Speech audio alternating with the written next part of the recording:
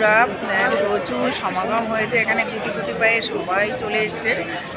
প্রেম ভালোবাসা আদান প্রদান এবং বই আদান প্রদান, বা মঞ্চে আমরা বিভিন্ন গুণীজনদেরকে বিভিন্ন জ্ঞানের কথা শুনতে পাচ্ছি, বিভিন্ন জনের মনের কথা শুনতে পাচ্ছি, তাদের কবিতা শুনতে পাচ্ছি।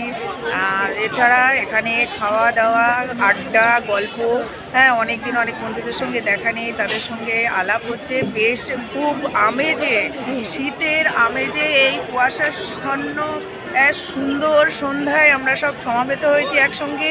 অনেক সুন্দর লাগছে, মজা লাগছে, হইচই করছি, আড্ডা করছি এবং জ্ঞান ভাণ্ডার বই, সেখান থেকে আমরা জ্ঞান সংগ্রহ করছি। আর যেই জ্ঞানটা আমাদের সবচেয়ে বৃহত্তম অস্ত্র হচ্ছে কলম দিয়ে তৈরি। থ্যাংক ইউ, ভালো থাকবেন সবাই।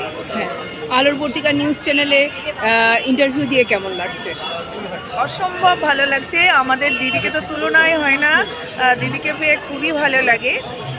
মানে কি বলবো, সব মিলিয়ে মিষ্টি দিদি। Thank you so much.